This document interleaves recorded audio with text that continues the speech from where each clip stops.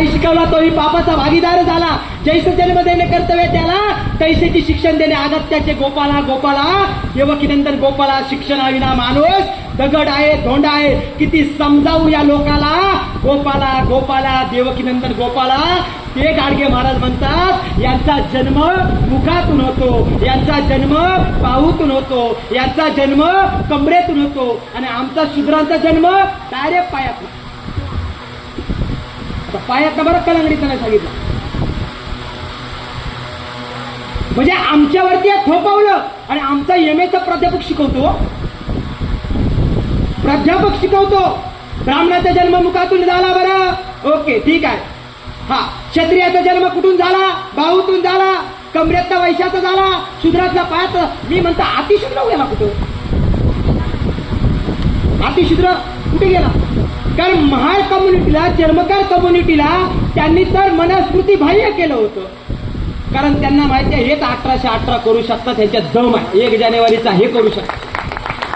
ह्यांना लाभ सेवा म्हणून ब्राह्मण तुमच्या लग्नात पण येत नाही हो. आमच्याकडे येतो माझी मम्मीनी माझ्या भावना. आता बघा तुम्हाला एक गोष्ट सांगतो. प्रबोधनाची बाब म्हणून सांगतो.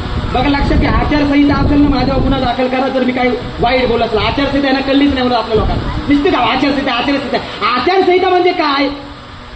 आचारसंहिता म्हणजे यांच्या घरातला कायदा आहे का? अरे जसं आमच्या बापाने तुम्हाला अधिकार दिलाय तसं आमच्या बापाने आम्हाला पण अधिकार दिलाय. मग आम्ही त्या अधिकाराचा उपयोग घेऊन लोकांना सांगितलं पाहिजे आचारसंहिता काय. आणि आचारसंहिता आली का सांगायचं सभा घ्यायचं नाही, बोलायचं नाही. मग तुम्ही आम्हाला बंदी घालताय का बोलायला? आचारसंहितेचा निकष त्यांनी काढून टाकला. हा राज ठाकरे साहेब कालचे दिवस मात्र खरं बोलला. आचारसंहिता म्हणजे काय? आता विषय यातून काय आहे की आमच्या लोकांमध्ये कसं संभ्रमित वातावरण आहे पहा.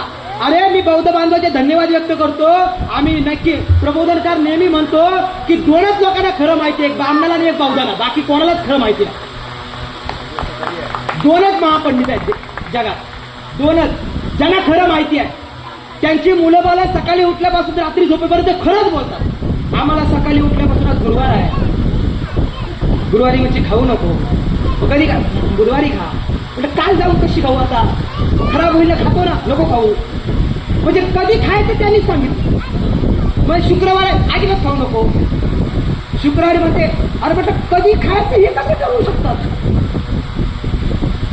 आता तर एक रील फिरते ती इंस्टाग्रामवरती. गुरुवारी जर तुम्ही मुगाची भाजी खाल्ली तर धनदौलत चांगली मिळेल. मुगाची भाजी खाऊ.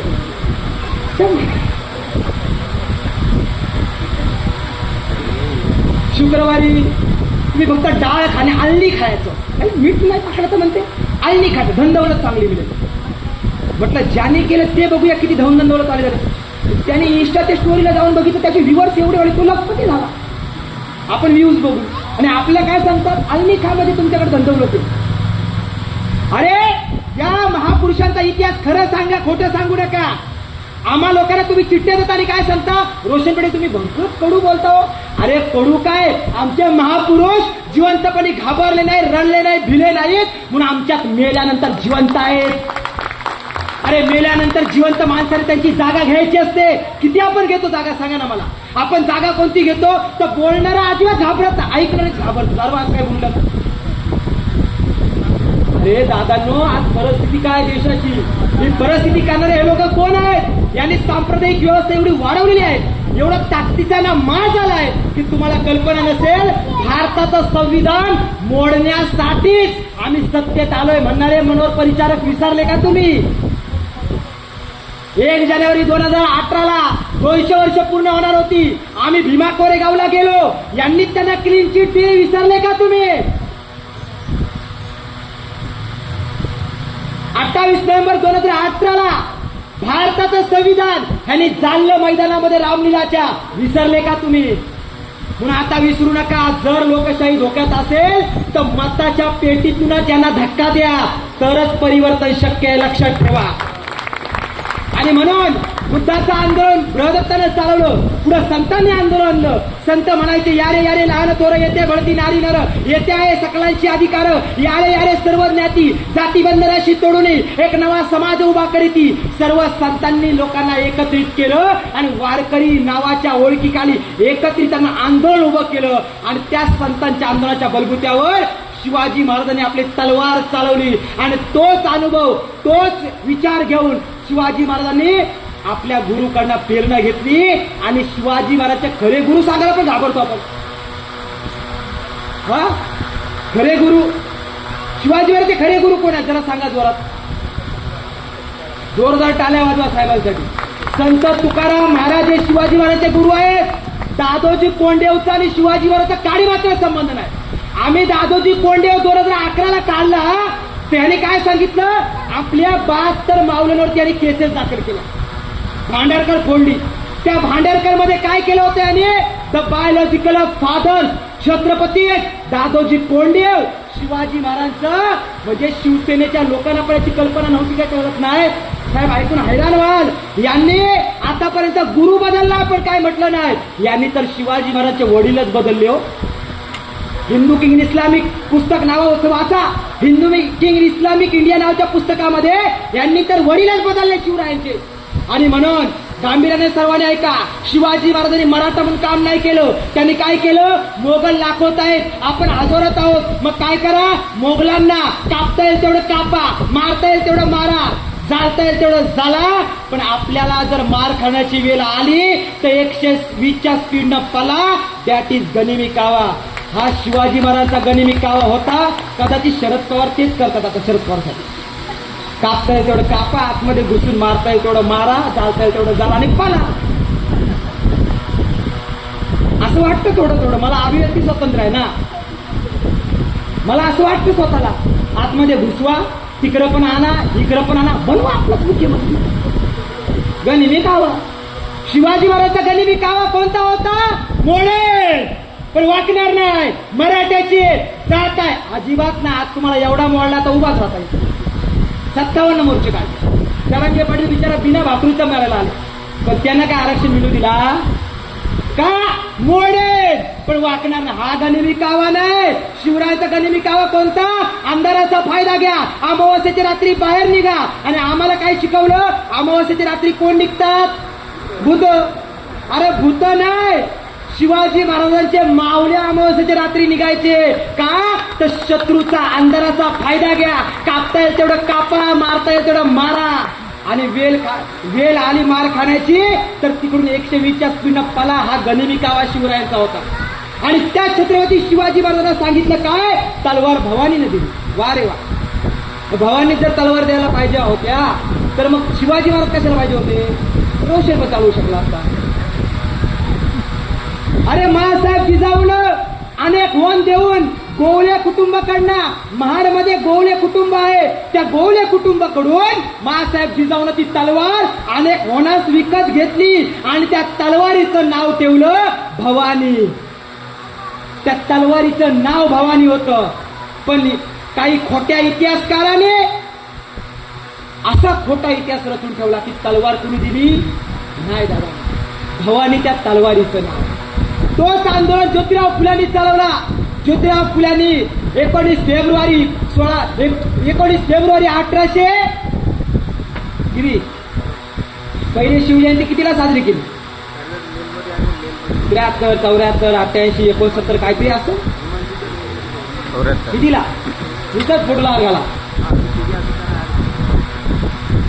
ज्योतिराव फुल्यांनी 19 फेब्रुवारीला जेव्हा शिवजयंती साजरी केली यांच्या पोटात दुखलं. आणि पोटात दुखल्यामुळे ज्योतिराव फुले म्हणायचे की 12 नाही किमान 21 दिवस शिवाजी महाराजांची जयंती साजरी करा. आणि जयंती बाजूला ठेवली, 21 दिवस दुसराच आमच्या माथी मारला. करा साजरा, नाचा. तुम्हाला बुडवायचेच कामाचं ठेवले होते, BA BCom वाले सर्व गणपती बुडवायचे काम. आपल्याला शिकू दिलं जात नाहीये, हे शिकवणार कोण, आणि म्हणून सत्य सांगतोय, कडू लागेल, पण कडू कॅन्सरचा आजाराचं लक्षण असतं, लक्षात ठेवा. त्याला कडू डोस द्यावा लागेल. तुम्ही गोड बोलून, चांगलं बोलून, थोडंसं बोलून तुम्ही लोकांचं प्रबोधन नाही करू शकत. तुम्हाला चांगलं वाटावं, बरं वाटावं म्हणून रोशन इथं आलेला नाही. तर मी या ठिकाणी यासाठी आलाय की माझ्या महापुरुषांनी जो खरा इतिहास घडलाय तो खरा इतिहास आपण लोकांना सांगितला पाहिजे. एक अमोल मिटकरी त्यांचा होऊ शकतो, पण रोशन पाटील त्यांचा नाही होऊ शकत. लक्षात ठेवा.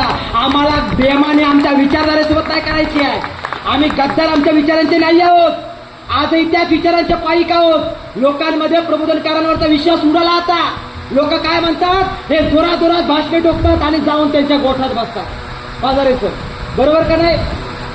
आणि म्हणून आपल्या महापुरुषांनी इतिहास उभा केला. ज्योतिराव फुलेंनी सत्यशोधक नावाचा समाज स्थापन केला. 1873 नंतर सत्यशोधक समाज सुरू केला. शाहू महाराजांनी याच देशामध्ये 26 जून 1902 आपल्याला आरक्षणाची अंमलबजावणी केली.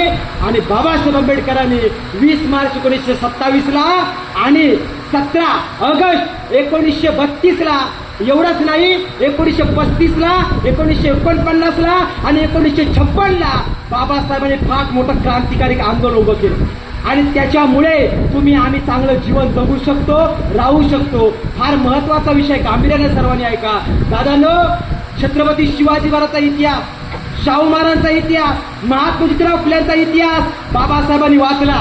आणि म्हणून बाबासाहेबांनी जर एक पुस्तक सोडलं, गांधीजींनी अस्पृश्यांसाठी काय केलं हे जर एक पुस्तक सोडलं, तर बाकीची सर्व पुस्तकं आपल्या ओबीसींना जागृत करण्यासाठी बाबासाहेबांनी लिहिली. पण आमच्या लोकांनी ती वाचली नाही. पुस्तकं कपाटात ठेवण्यासाठी नकोत. काही लोक, पवार साहेब आम्ही घरी गेलो का काय म्हणतात माहितीये का, ही पहा आमची लायब्ररी. कशाला? लोकांना पुस्तकं दाखवायला.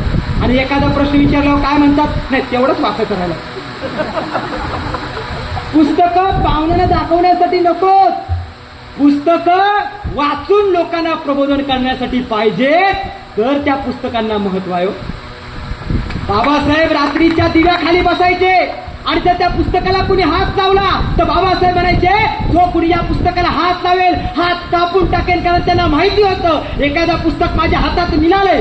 तुम्ही पहा, इतिहासकारांनी काय लिहिलंय की बाबासाहेब आंबेडकरांच्या हातामध्ये एखादं पुस्तक आलं का ते असे चालायचे का 10 वर्षानंतर कोणत्या पानावरती कोणत्या ओळीमध्ये कोणता शब्द आहे तो जसाचा तसा सांगायचे. कारण बाबासाहेबांना माहिती होतं हे पुस्तक मला आज मिळालंय, उद्या मिळेल सांगता येत नाही. मग एवढ्या ताकदीनं वाचा की 10 वर्षानंतर सुद्धा त्या पुस्तकातला कोणत्या पान्यावर कोणत्या ओळीवर कोणता शब्द आहे ही सांगण्याची दानत फक्त बाबासाहेब आंबेडकरांमध्ये होती.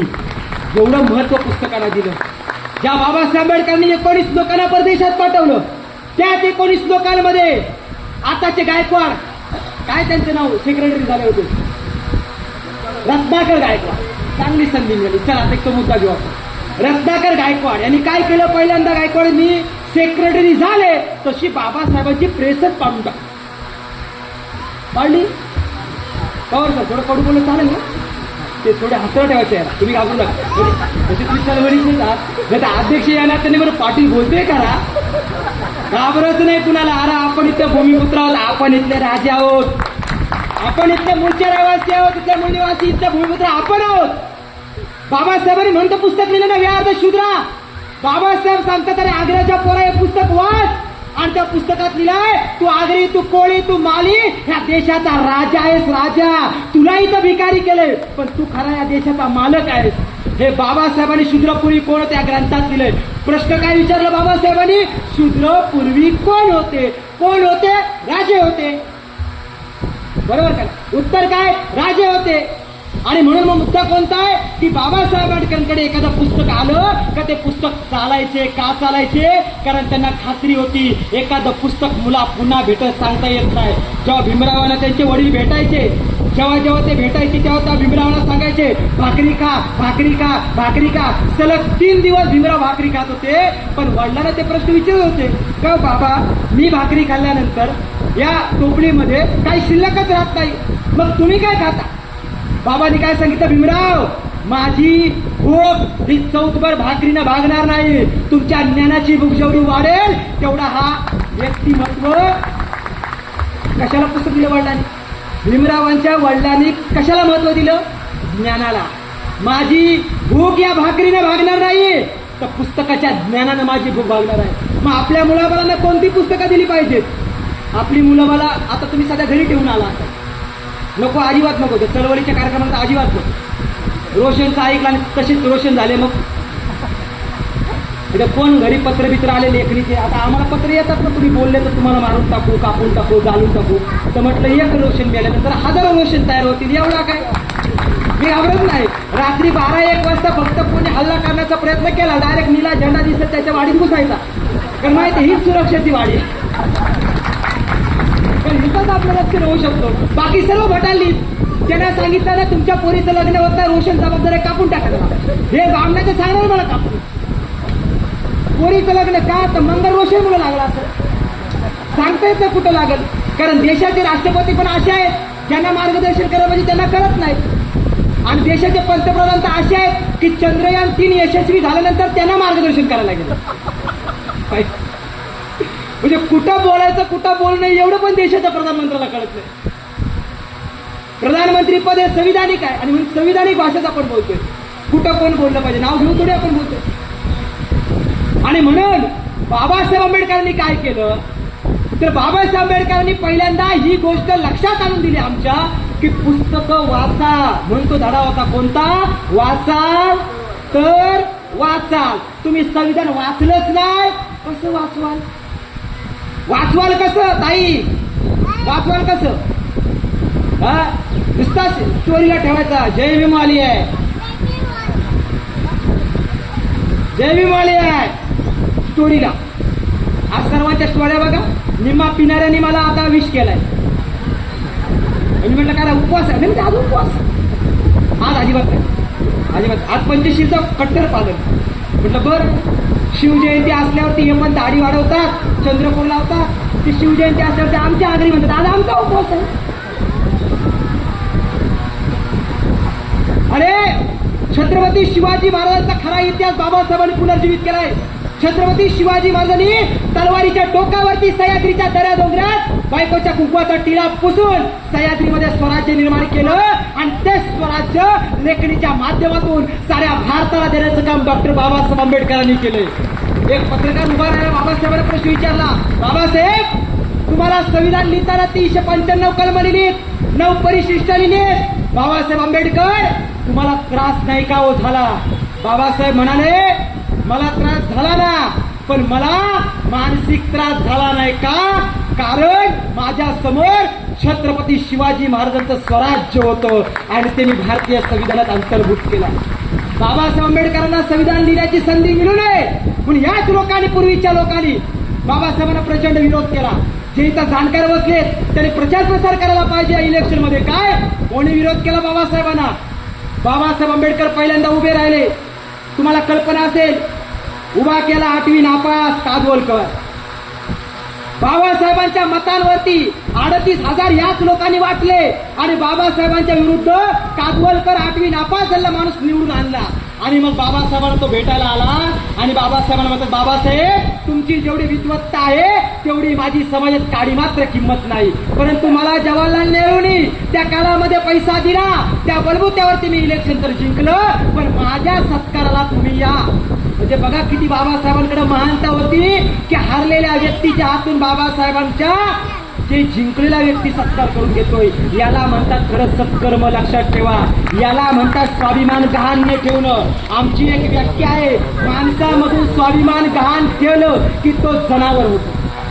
बाबासाहेब काय म्हणतात, मुठभर भाकरीसाठी स्वतःचा स्वाभिमान गहाण ठेवणारी आई आणि बाप मुठभर भाकरीच्या मुले पोराला गुलामच ठेवतात.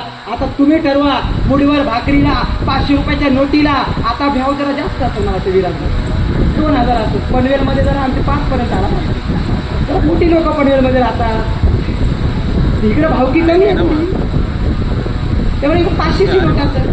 बरोबर विकलं झालं का 500? बाबासाहेब आंबेडकरांनी काय केलं तर पहिल्यांदा बाबासाहेब आंबेडकरांनी वचन घेतलं आमच्या लोकांकडनं. बाबासाहेब आंबेडकर त्या काजवलकरच्या सभेला गेले आणि त्या काजवलकरला काय म्हणतात, काजवलकर आपको तो इन्होंने गधा बनाया लेकिन इस हाथी के सामने गधा पेड़ की जाए तो गधे से ऊंचा हाथी ही रहता है, ध्यान में रखो. गधे के सामने हाथी बैठ भी जाए तो भी गधे से ऊंचा हाथी होता है. बाबासाहेब काय म्हणतात, तुमचा समाज हातीच्या शेपटी एवढा आहे आणि माझा समाज 15+7.5 = 22 परत 52% 74% माझा समाज आहे. जागा होईल तर तुम्हाला तुमचा तुम्ही विचार करा. कारण आमच्या लोकांना हा विचार माहिती नाहीये. म्हणजे बाबासाहेब आंबेडकरांनी हा प्रयत्न केला की समाजामध्ये जागरूकता निर्माण करायची, जागरूकतातून प्रबोधन निर्माण करायचं, प्रबोधनातून लोकांची मनमस्तिष्क सशक्तपणे तयार करायची. आता हा जो कार्यक्रम आहे या कार्यक्रमातून तुमची आमची मनं आणि मस्तिष्क सशक्त व्हावं ही अपेक्षा आहे. आणि म्हणून जाता जाता महत्वाचा मुद्दा मानून ते गांभीर्याने सर्वांनी ऐका. जवळजवळ मी 1 तास या ठिकाणी मांडणी केलेली आहे. मला तर वेळ 2 ते 1.5 तासाचा लागतो खरं. तरी मला सर म्हटले तुम्ही बोला जास्त उशीर, पण मला पण पुढच्या कार्यक्रमाचा कॉल येतोय, माझी ट्रेन आहे. परंतु काही लोकांना बोलायचं पण असेल, पण गांभीर्याने सर्वांनी ऐका. दादांनो, बाबासाहेब आंबेडकरांनी 3 मोठी आंदोलनं उभी केली. पहिलं आंदोलन 20 मार्च 1927 कशासाठी होतं? पाण्यासाठी. बरोबर, पाण्यासाठी. जिथं पाणी खराब होतं ना तिकडे पाणी द्यायला गेलो आपण. अरे बाबासाहेब म्हणतात हा सत्याग्रह पिण्याच्या पाण्यासाठी नसून मानवी मूल्याच्या प्रतिष्ठापनेसाठी आहे. आणि आमच्या बाहेर जाऊन शेजाऱ्यांना पण मध्ये पुरला पाहिजे. घरी घेऊन आले 14 झाल्याचा पाणी या तीर्थपासात जोरात जोरात. जसे आता तिकडे हजारो महाराज साहेब मागं कुंभमेळावा झाला नाशिकला. ते नाशिकला आले सर्व साधू, कधीच आंघोळ धुईत नाही, आले एकदा डुबले त्याच्यात. आमच्या गेलं रायगड का बाया म्हणजे शेजाऱ्यांना पण पाणी पुरला पाहिजे. आले घेऊन घरी आल्यानंतर सोनिया गांधीजी पण त्या कुंभमेळावाला गेला. सोनिया गांधीजीने त्यांचा पर्सनल असिस्टंट काय म्हणतोय, सोनिया जी पानी इतना खराब है कि पानी का बूंद भी आपकी चमड़ी के ऊपर गिर जाए तो चमड़ी खराब हो सकती है. आम्ही तर घरी आणून चामड्यात घातला. त्यांनी मग हँगलोच लावले सोनिया गांधीजी. असं पाणी झाले असं होईल आजी त्याची चमडी तरी पडून दिला नाही. पण मी विचार केला टीव्हीवर त्या सोनिया गांधीजी हँगलोच घालून पाणीवरती उडवतात. माझ्या मम्मीने घरी काय ते पर्सनल असिस्टंटला विचारलं. त्यांनी काय विचारलं, इधर साधू करोडो आहे ना आहे उनकी व्यवस्था कहीं पर नहीं है तो ठंडा पानी में ठंडे ठंडे पानी से ठंडा ठंडा हो. तर मी आग्र्याचा पोरगा आहे, विहिरीमध्ये पोहायला उतरलो तर थंड पाण्याचा नियम आहे, प्रक्रिया करून बघा. थंड पाण्यात आंघोळ धुतली का शेवटला धुईला होते. कार्यक्रमामध्ये साधू कोणाला बाहेर आले मध्ये अंगामध्ये घरी आजी बिचारी का खाटावर झोपली होती. आजीला पाहिलं आई मध्ये खायला लागतंय. आजी जिवंत असल्याचा पुरावा मध्ये काय करायला लागतं आणला मध्ये शेजाऱ्यामध्ये पुरला पाहिजे थोडा थोडा. तसं आता आमचे पण भक्त तयार झाले ते 14 तोल्यावर जातात. शेजाऱ्यामध्ये पुरला पाहिजे. पाय बी धुतात तिथं अगोदर उजाला घरी. मुरबाडला गेलो तर म्हणजे किचन मध्ये म्हणतात का मला दिसला म्हणजे बाहेर का नाही ना म्हणजे किचन मध्ये का पाहुणी रावणी येतात बाहेर मध्ये बाबासाहेब आतमध्ये म्हणजे 22% काय झालं ते बोलण्यासाठी ठीक आहे. आणि म्हटलं म्हणजे 22% 2% तरी पाला ना नको म्हणते याच कट्टर आहे का म्हणते. बाकीच्या मध्ये 20 मान्य 22 2 मान्यच नाही ते जमत नाही म्हणजे. आजीनी कुत्रा म्हटलं मग काय झाला आजी मध्ये जन्मणारी चप्पल शिवणारी म्हटलं पंजीचा बदल झाला म्हणजे पंजीमध्ये चप्पल शिवते. बदल पिढ्याने पुढे झालाच नाही. म्हटलं आजी काय करायची काष्टबदल लावायची. पंजी साडी लावते म्हटलं तिला पण काष्टबदल नाही नाही म्हणजे काळानुसार कपडे बदलले विचार. अरे काळानुसार आपण कपडे बदलले आपला विचार बदला. विचार बदलाल तर देश बदलेल आणि देश बदलला तर आपली प्रगती होईल. आणि म्हणून बाबासाहेब आंबेडकरांनी काय सांगितलं भक्त नाही अनुयायी बना. बाबासाहेब आंबेडकर 14 ऑक्टोबरला धर्मांतर करण्याच्या 13 ऑक्टोबरला गेले नागपूरला. काठी घेऊनच गेले मुंबईला. काठी घेऊन गेले. तरुण भारत नावाचं पेपर वाचत होते. ही भक्तांची लाईन झाली. बाबासाहेब आले बाबासाहेब आले बाबासाहेब आले. सर्व बाबासाहेबांच्या पाया पडाला एकाचा चुकून हात पायाला लागला बाबासाहेबांच्या पायाला लागला गार लागला म्हणून बघायला बाजूला पेपर केला तर ही भली मोठी लाईन. बाबासाहेबांनी काठी घेतली लागले पडवायला. काठी घेतली लागले पडवायला. तरुण भारतचे संपादक त्या ठिकाणी बसले होते. ते म्हणतात अंबेडकर अरे ये लोग तो आपको भगवान मानते ये तो आपकी पूजा अर्चा करते इनको क्यों पीट रहे हो. बाबासाहेब काय म्हटले माहितीये का अरे यही तो मैं नहीं चाहता मालूमकर कि ये लोग मेरी पूजा अर्चना करे, मेरी भक्ति करे। इनको लगता है मैं अकेला ही इनका मसीहा हूँ। अरे मेरे मर जाने के बाद मेरे इस आंदोलन का क्या होगा, ये सोच सोच कर मैं रोता हूँ, इसलिए इनको पीट रहा हूँ। अरे भाई आप काम करो, भक्ति मत करो। बाबा आश्रम बापू बरोबर का, तुकाराम महाराज बाबा नव्हते, संत होते. आश्रम बापू संत आहेत का? हा, रामदेव बाबा संत आहेत का? रामदेव बाबा आता मिनिटाला 16 लाख कमवतात. बरं पवार साहेब, तुम्ही 16,000 कमवत असाल दिवसाला, तुमचा पण व्यवसाय आता मोठा झालाय. पण रामदेव बाबा किती कमवतात? 16 लाख मिनिटाला. साहेब साहेब मिनिटाला 16 लाख कमवतात. कशासाठी? हवा घ्या, हवा सोडा, हवा घ्या, हवेवर खर्च. म्हणजे हवा घ्या आणि हवा सोडावर त्यांचा इन्कम मिनिटाला 16 लाख. आणि रामदेव बाबांनी मागे एक प्रक्रियाच केली, म्हणजे गुडघ्यावर लावा हा औषध. मग रामदेव बाबाचा आम्ही हिस्ट्री चेक केली, तर हिस्ट्रीमध्ये रामदेव बाबाच्या गुडघ्याचं ऑपरेशन झाला. तर मला काय वाटलं, ते पतंजलीचं औषधाने ऑपरेशन चांगलं झालं असेल, तर रामदेव बाबांनी गुडघ्याचं ऑपरेशन केलं US ला, अमेरिकेत. आणि बाबा भारतात काय सांगते, हा गुडघ्याला औषध लावा. बाबाच्या औषधाने स्वतःचा गुडघा चांगला नाही झाला. म्हणजे बुवा बापू भ्रामक संकल्पना. तुकाराम महाराज म्हणतात वेदा वेदी ये ते अमंगल. अरे मंगल आणि अमंगल याच्यामध्ये फरक करा. बुवा बापू कुणाला म्हणतात? संत कुणाला म्हणायचं? संत माझ्या दाढी वाढायला भगवे कपडे घातले, चांगले राहणीमान केलं म्हणजे संत का? अजिबात नाही. संत कोण? ज्या का रांजले गांजले त्याची म्हणे, जो आपले साधू ओळखते ती ओळखावा देव विदेशी जाणार. अरे कुणामध्ये देव आहे, कुणामध्ये पाहतात? तुका म्हणे मायबापे अवघी देवाचीच स्वरूप आहे. अरे तुमचे खरे दैवत हे आई वडील आहेत. पंढरपूरला बाबासाहेब आंबेडकर गेले 1952 आणि बाहेर आल्याने घोषणा केली कोणती? अरे विठ्ठल का मंदिर नाही आहे, बुद्ध का विहार आहे. त्या लोकांना कळालं अरे ते पंढरपूर आपलं आहे, आणि म्हणून त्यांनी आता मार्बल लावायला सुरुवात केली. टाळ्या वाजवा, इथं खाल्या टाळ्या वाजवा, तुमचं आहे ते, हे आमचं आहे, आम्हालाच माहिती नाही. आणि म्हणून जाता जाता महत्वाचा अंतिम मुद्दा कोणता आहे की या देशामध्ये भारताचं संविधान बाबासाहेबांनी 1927 मध्ये जे आंदोलन उभं केलं, त्यानंतर 25 डिसेंबर 1927 ला मनुस्मृती जाणली. आणि बाबासाहेब म्हणतात माझ्या जीवनाचा उद्दिष्ट स्वतंत्र, समता, बंधुता, न्याय प्रस्थापित करून एक नवा राष्ट्र, एक नवा देश आणि एक नवा विचार निर्माण करण्यासाठी आहे. तो विचार बाबासाहेबांचा पूर्ण झालेला नाही. आता तुमची आणि माझी जबाबदारी आहे ती कोणती? आपला देश समता, स्वतंत्रता, बंधुता आणि न्यायावर आधारित समाज आणि राष्ट्र जर निर्माण करायचं असेल तर तुम्हा आम्हाला जयंतीच्या कार्यक्रमातून एक गोष्ट घेऊन जावी लागेल. ती कोणती? की आता उभी व्यवस्था आहे, तिला पुन्हा छेद द्यावा लागेल. यांनी पुन्हा अप्रत्यक्षरित्या उभी व्यवस्था निर्माण केली. हा देश टाटा, बिर्ला, मित्तल, अंबानी, चटर्जी, मुखर्जी, गोखले, रानडे, आगरकर, टिळक यांच्या वंशजांच्या हातात गेलाय. आणि ते लोक जे आमचा बुजगावना पुढे करतात, तुम्हाला वाटतं की हे खरं रिअल रिप्रेझेंटेटिव्ह आहे. हा रिअल रिप्रेझेंटेशन नाही आहे. तर यांच्या माग जी संस्था, जी संघटना काम करते, तिचा उद्दिष्ट भारताचं संविधान मोडीत काढायचं. आणि RSSच्या लोकांनी एक नवीन संविधान तयार केलंय. त्या नवीन संविधानात काय लिहिलंय? कलम 1 SC STचं आरक्षण संपवा. न्यायमूर्ती BG कोळसे पाटलांनी 5 दिवसापूर्वी पोस्ट टाकले पहा. ते न्यायमूर्ती जज न्यायमूर्ती BG कोळसे पाटील हे काय कुणासाठी नवीन नाव नाही. ते म्हणतात की RSSच्या संविधानात पहिल्यांदा SC आणि STचं आरक्षण संपवा.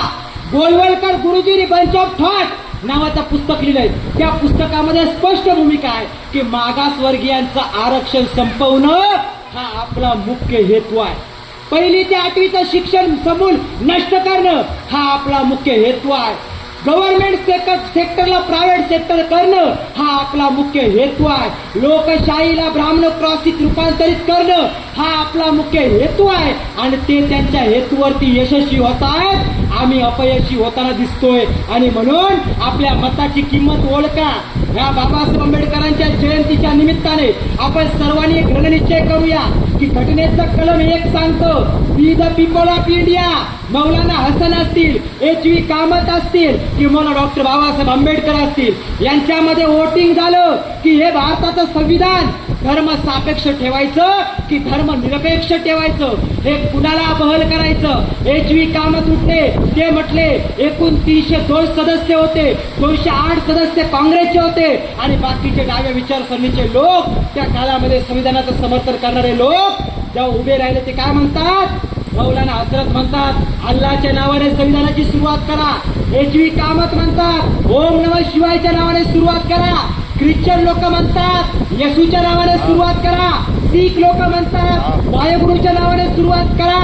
आणि नमो शूद्राय जातीचे लोक म्हणतात ईश्वराच्या नावाने सुरुवात करा. आणि बाबासाहेब आंबेडकर उठले आणि काय म्हटले, आपण या सर्व मतांवरती मतदान घेऊया. आणि प्रत्येकाची मतं चेक केली आणि पहिल्यांदा भारताच्या संसदेत आपला we the people of India, आम्ही भारतीय लोक हा शब्द विजयी झाला.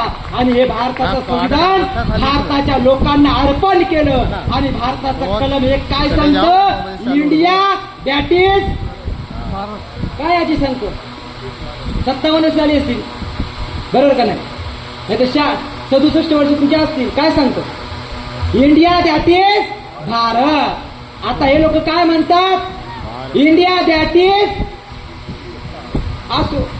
अरे आचारसंहिता तर पहिल्यांदा देशाच्या प्रधानमंत्र्यावरती लागायला पाहिजे जे देशाच्या घटनेचंच उल्लंघन करतात. घटनेचं उल्लंघन आहे. कलम नंबर 1चा अनुमोदन बाबासाहेबांनी एकच कलमाचं केलं, कुठल्याच कलमाचं बाबासाहेबांनी अनुमोदन ट्रान्सलेशन केलेलं नाही. एकच कलम कोणतं, India that is a Bharat, not ख्रिश्चनिस्तान, not Afghanistan, not Pakistan, not Hindustan, only and only भारतच, नॉट हिंदुस्तान, फक्त भारतच. हा जांबू राष्ट्र असेल, हा भारत राष्ट्र आहे. हा भारत म्हणूनच जमला पाहिजे. पण जाणीवपूर्वक या देशातलं संविधान हिंदू राष्ट्र म्हणून घोषित करून जाणीवपूर्वक त्याला छेद देण्याचं काम हे लोक करत आहेत. सर्व डाव्या विचारसरणीच्या लोकांना एक आव्हान आहे की केवळ डावा विचारसरणी ठेवू नका, तर ती डावी विचारसरणी म्हणजे काय, खऱ्याला खरं, खोट्याला खोटं, सत्याला सत्य, असत्याला असत्य, निर्भयपणे 2024ला सामोरी जा. परिवर्तन झाल्याशिवाय राहणार नाही. तो परिवर्तन करण्यासाठी मी 2024चा आचारसंहितेचा कोणता प्रचारक नाही, कोणता कॅन्डिडेट नाही, कोणत्या पक्षाचा सभासद देखील नाही. पण मला वाटतं की जे लोक संविधान वाचवण्याची भूमिका घेतील त्यांच्या पाठीशी आपण खंबीरपणे उभे राहिलो पाहिजे. आणि म्हणून घटनेतलं कलम 13 सांगतं की याच्या अगोदरचे सर्व काले कायदे रद्द, मनुस्मृतीसारखे. तरी मनोहर भिडे हा नंदुरबारला जातो आणि काय सांगतो, मनोहर भिडे सांगतात की या देशाची राज्यघटना ही मनूपेक्षा काही श्रेष्ठ नाही. राज्यघटनेपेक्षा आणि ज्ञानेश्वरीपेक्षा तुकोबापेक्षा मनू हा श्रेष्ठ होता. सांगा साहेब, त्या म्हणून तुम्हाला आज तुम्ही शहर प्रमुख आहात, कशामुळे चांगलं शिक्षण घेतलं म्हणून. जर शिक्षण नसतं तर शहर प्रमुख असतात का, नसतात. शिक्षण कुणामुळे मिळालं, बाबासाहेबांमुळं. आणि मग तुम्ही जयंती साजरी का करता, एक दिवस करायची म्हणून करायचं, पुन्हा 364 दिवस येणं माझ्या मागे का. आता उपकार आमच्यावर त्या बाबासाहेबांचे, त्यांच्यामुळे नोकरी मिळाली, त्यांच्यामुळे प्रमोशन मिळालं, त्यांच्यामुळे इन्क्रीमेंट मिळाली, त्यांच्यामुळे आम्हाला आता पेन्शन मिळणार म्हणून करायची. आपल्याला स्वतःला लाज वाटली पाहिजे. बाबासाहेब आंबेडकरांची जयंती, इन्क्रीमेंट, प्रमोशन, पेन्शन यासाठी नाही, तर हे अधिकार, हे हक्क सातत्याने टिकून राहावेत यासाठी कार्यक्रम झाले पाहिजेत, तर ते खरं सार्थक ठरेल. आपण केवळ एक दिवस उपकार करायचे म्हणून जयंती साजरी करायचं अजिबात नाही. जे अध्यक्ष आहेत पवार साहेब सातत्यानं, मैराले सर असतील, मर्चंडे सर असतील, जे आता मला वाटतं बसुटे सर त्यांचं नाव, म्हणजे ही सर्व टीम एक चांगल्या पद्धतीने, पादारे सर असतील, कर्मचारी आहेत, ही सर्व मंडळी दिवस रात्र चारिका करत आहेत समतेची, प्रचारका म्हणून बंधुभाव निर्माण करण्यासाठी. हे जे तुमचे शाखेचे अध्यक्ष आहेत हे केवळ अध्यक्ष म्हणून अध्यक्ष नाही आहेत, तर ते दिवस रात्र समाजामध्ये फिरतात. असं व्यक्तिमत्वाने फोन केला म्हणून आले. म्हणजे खरं तर त्यांना कल्पना आहे माझे 14 एप्रिलचे कार्यक्रम 2-2, 3-3 महिने अगोदर बुक असतात. पण त्यांनी फक्त एक कॉल केला, साहेब यावेळेस अजून एकदा फक्त वेळ द्या. मला वाटते क्वचित एखादा असं वर्ष राहायला करण्यात दरवर्षी ते वक्ता म्हणून बोलवतो. का बोलवतो, त्याचा उद्दिष्ट असतो का की आमच्या बौद्धेतर बांधवांना कळू द्या की आग्र्याचा पोरगा सांगतोय आणि बौद्धेतर बांधवांनी जरा ऐकू द्या की सांगणारा आपला आहे म्हणजे आपण ऐकलं पाहिजे. नाही तर कसं होतं माहिती का भावाचं, कधी कधी काय होतं, आता ह्या माझ्या आया बहिणींमधनं बऱ्याच लोक काय बोलत असतील, पोरगा बोलते चांगला पण आपला आहे काय, बरोबर ना?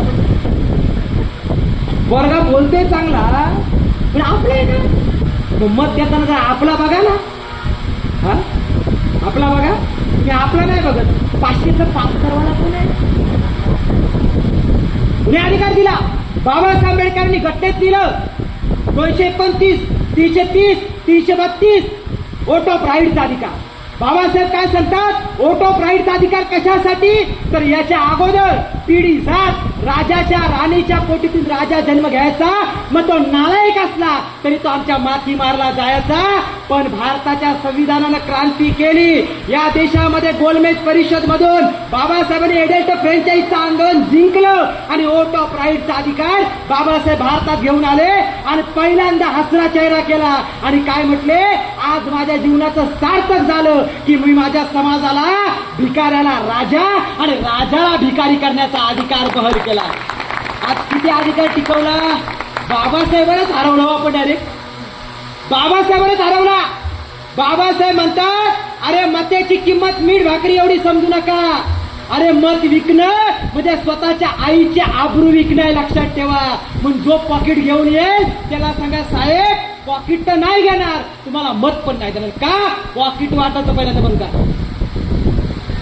आता टाळ्या नाही वाजवल्या म्हणजे तुम्हाला पाहिजे का काय. आणि म्हणून बाबासाहेब आंबेडकरांचा हक्क अधिकार जिवंत ठेवायचे असतील तर घटनेतला शेवटचा मुद्दा गांभीर्याने सर्वांनी ऐका. बाबासाहेबांनी पहिल्यांदा तरतूद या कॉलनीत राहणाऱ्या ओबीसी साठी केलेली आहे, आमच्या मुस्लिम बांधवांसाठी केले, आमच्या जैन बांधवांसाठी केले, आमच्या शीख बांधवांसाठी केलेली आहे. आता मला वाटतं आपण गुजरातच्या नाही, मला तुमचं प्रॉपर कोणतं, हा म्हणजे आता तिकडचा पटेल मी इकडं पाटील,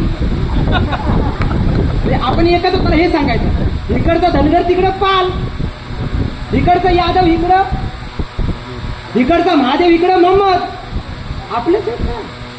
मला हे सांगायचं, तुम्ही गुजरातच्या वेळी तुम्ही असं तिकडे जा म्हणजे मला बाजूनच आहे, तुम्ही बरोबर याला मत आहे काय तिकडे जा पटेल, तसं नाही म्हणतं. मला काय म्हणायचं, तुम्ही तिकडचे पटेल म्हणजे कुर्मी, आम्ही इकडचं कुणबी म्हणजे पाटील, बरोबर का नाही.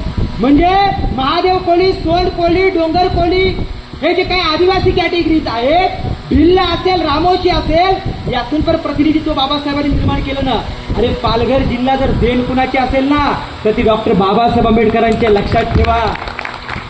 तुम्हाला किती माहिती अतिरेक चालू आहे, पालघर जिल्ह्यात किती अतिरेक चालू आहे. बाबासाहेबांची देण आहे, 5वी 6वी अनुसूची लिहून बाबासाहेबांनी सांगितलं की ज्या एरियामध्ये आदिवासी बांधव जास्त आहे त्या आदिवासींचा जे ऍडवायझर कमिटी असेल, ते शेड्यूल ट्राईब ऍडवायझर कमिटी ठरवेल की त्या ठिकाणी एम्प्लॉयमेंट कुणाचे असेल, नर्सेस कोण असतील, डॉक्टर कोण असेल, झडपी कोण चालवेल, सभापती कोण असेल, जिल्हा परिषद सदस्य कोण असेल, आमदार कोण असेल, खासदार कोण असेल, ही 5वी आणि 6वी अनुसूची ठरवेल. हा अधिकार पालघरला बाबासाहेब आंबेडकरांनी दिला, 2014 मध्ये मोदींनी नाही दिला. आमच्या लोकांनी विसरता कामा नये. आज वाडवर बंदर आणलंय त्यांनी आपल्या पालघरला संपवायला. डीएमआयसी आणला, दिल्ली मुंबई इंडियन कॅरिडॉर. हा दिल्ली मुंबई इंडियन कॅरिडॉर पार गोव्यापर्यंत आहे आणि तो आमच्या आदिवासी, आगरी, कोळी, कुणबी, बौद्ध बांधवांच्या कवडी मोलात जमिनी हस्तांतरित करत आहे, गायचुरांच्या जमिनी हस्तांतरित करत आहे. जर तुम्ही रत्नागिरीच्या असाल, सर्वे सर्टिफिकेट काढून ठेवा. तुमच्या गायचुरांच्या जमिनी 32 गच्या जमिनी असतील, खाजगी वने असतील, शासकीय वने असतील, हे सर्व काढून ठेवा. कारण यांनी आता नियोजन केलंय की रत्नागिरी गोव्यापर्यंत डीएमआयसीच्या अंतर्गत 700 किलोमीटरचा एरिया हस्तांतरित करायचा. जागृत राहिलं पाहिजे. बाबासाहेब आंबेडकरांच्या 5वी आणि 6व्या अनुसूचीचा उल्लंघन आहे आणि म्हणून बाबासाहेब आंबेडकरांनी 340 कलम कुणासाठी लिहिलं तर हे जे आता घरात आपले लोक आहेत ना, जे इथं नाही आहेत, कधी कधी तर वाईट या गोष्टीचं वाटतं की बाबासाहेब आंबेडकर समजा चुकून आगरी असते ना साहेब, तुम्हाला काय वाटतं, चुकून असते तर हा मला वाटतं इथं तर दिवाळी असते, दिवाळी काय दोष आहे बाबासाहेबांचा.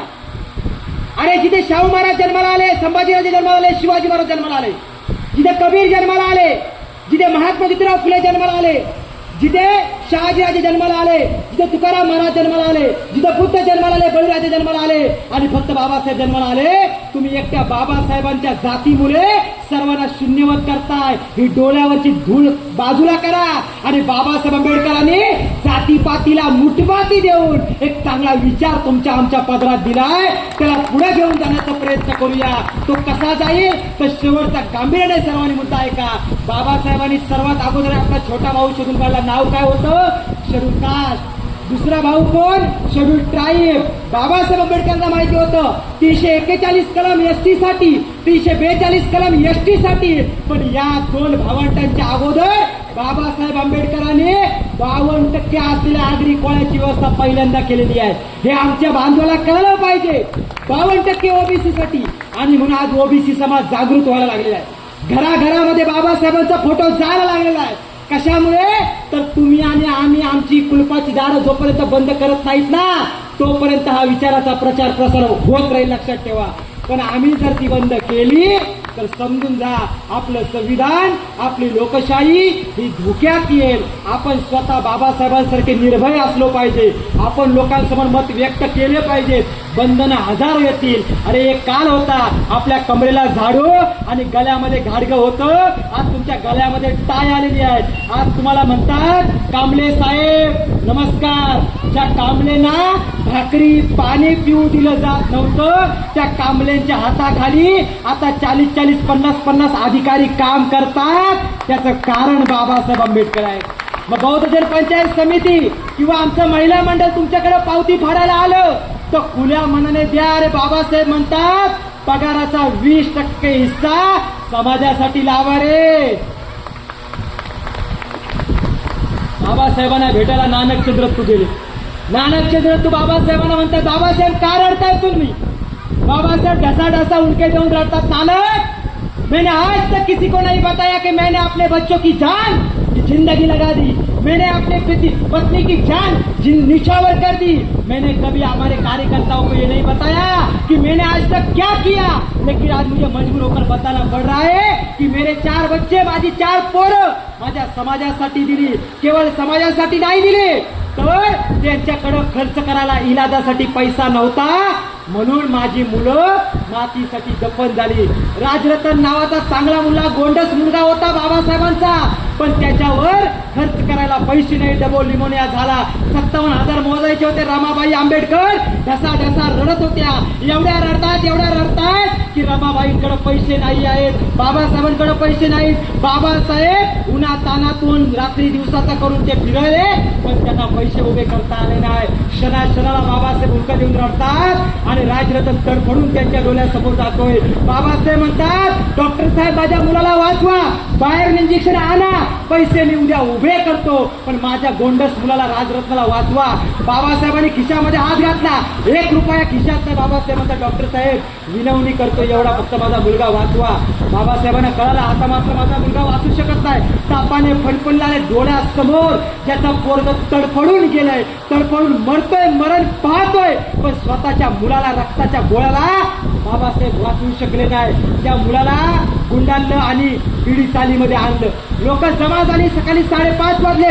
लोक म्हणायला लागले, आंबेडकर आता तुम्ही किती रडणार? तुमच्या मुलाचं शव दफन करायला गेलो पाहिजे, पण दफन करण्याच्या अगोदर त्यावर कफन लावलं पाहिजे.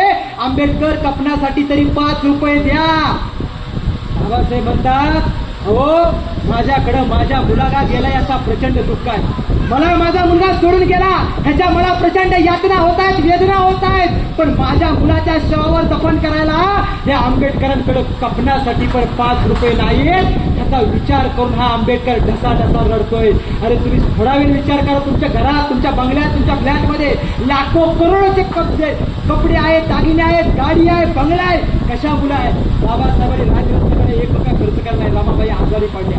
रमाबाई म्हणायच्या, बाबासाहेबांना आरोप करायच्या की आंबेडकर आता समाजाचे झाले. मला वेळ देत नाही. 3 प्रश्न विचारतात. रमा जेवली का? रमा औषधं घेतली का? आता रमा तू झोपी जा. नानक चंद्रत्तूंनी बाबासाहेबांना सांगितलं की रमाबाई तुमच्याबद्दल अशी तक्रार करतात की आजारी असताना तुम्ही वेळ देत नाही. बाबासाहेब म्हणतात, अरे नानक, माझ्या पत्नीने तरी माझ्यावरती आरोप नाही केला पाहिजे का? तिला सांभाळण्यासाठी मी डॉक्टर ठेवलाय, तिचे वडील आहे, तिचा भाऊ आहे, पण माझ्या समाजाला 2500 वर्षापूर्वीचा रोग लागलाय, त्याला सोडवण्यासाठी एक इंजिनियर नाही, एक डॉक्टर नाही, हा एकटाच आंबेडकर आहे. म्हणून मला तो दूर करायचा आहे. म्हणून रामाबाई जवळ येऊ शकल्या नाही. शेवटी नानकचंद्र कुशल बाबासाहेब असताना काय म्हणतात? नानक, मैं रोऊ नहीं तो क्या करू, मैं दूर दूर तक देखता हूँ. तारीख होती 1956, 14 ऑक्टोबरला बाबासाहेबांनी धर्मांतर केलं. त्यानंतर बाबासाहेबांनी काही लोकांना विदेशात पाठवलं शिकवायला, पण रत्नाकर गायकवाडांचे वडील त्या 19 लोकांमध्ये होते. त्या रत्नाकर गायकवाडांच्या वडिलांनी पण बाबासाहेबांना गद्दारी केली, धोका दिला आणि रत्नाकर गायकवाडांनी त्या बाबासाहेबांची प्रेस पाडली. शेवटी गद्दारीचा रक्त गद्दारीमध्ये रूपांतरित झाला. शाहिराने अभिमानानं सांगतोय. का सांगतोय? मला कल्पना याची गांभीर्याने किती बोलतोय तू. त्याच्या वडिलांनी बाबासाहेबांसोबत गद्दारी केली. शेवटी त्यांनी सुद्धा सेक्रेटरी झाले, ऑर्डर काढली प्रेस पाडण्याची. ते बाबासाहेब म्हणतात, नानक, रो नहीं तो क्या करूं, अरे जिनके लिए मैंने सारी उम्र मेरी जिंदगी लगाई, मैं आगे देख देख कर रोता हूँ कि मेरे इस राष्ट्रव्यापी आंदोलन का मेरे मर जाने के बाद कौन नेतृत्व करेगा मुझे आके, कोई भी नौजवान नहीं दिखाई दे रहा. तेव्हा दादासाहेब गायकवाड, BC कांबळे, RR भोरे होते रे सर्व. असताना सुद्धा बाबासाहेब का रडत होते? ह्याचं चिंतन, ह्याचं मनन करा. भक्त होण्यापेक्षा अनुयायी बना. जी 62ला जी परिस्थिती निर्माण झाली एका सीटसाठी फक्त पंढरपूरच्या, ती परिस्थिती 2024ला होऊन देऊ नका. ती आपण होऊन द्यायची नाही. माझ्या ओबीसी बांधवांना विनंती आहे, जाती न्याय जनगणनेसाठी मी रान पेटवलंय, शाळा वाचवण्यासाठी रान पेटवलंय. मी विनंती एकच करेन, जेव्हा जेव्हा आवश्यकता लाभेल तेव्हा तेव्हा तुम्ही या आंदोलनामध्ये सहभागी व्हा, तन मन धनाने सहकार्य करा. मी पुन्हा सांगतोय, माझ्यासाठी मी एकही रुपया घेत नाही. जे तुम्ही 10-15 हजार पॉकेटमध्ये भरता ते पवार साहेबांना माहिती, आम्ही संघटनेची पावती तिथल्या तिथं देतो. आम्ही एकही रुपया आमच्यासाठी घेत नाही, कारण माझ्या आईवडील चांगले कर्मचारी आहेत, चांगले सक्षम आहेत. मी माझा संपूर्ण वेळ म्हणण्यापेक्षा खरं तर निसर्गाच्या मनातच आहे की आम्ही दोघंही जुळू आहोत. म्हणजे मम्मीला 2च पोरं पाहिजे होती, मी एक्स्ट्रा झालो 3रा. माझी आई पण म्हणते तसाही तू एक्स्ट्राच आहे, तू फुल टाइम काम कर, पुढे बघू आपण कोण आडवा आला तर त्याला. एवढंच सांगतो आणि आपण भविष्यामध्ये याच विचाराचे पायी करावं असा विश्वास निर्माण करून मला इथे बोलवलं. धन्यवाद. जय जिजाऊ, जय शिवराय, जय भीमराव, जय सगळे.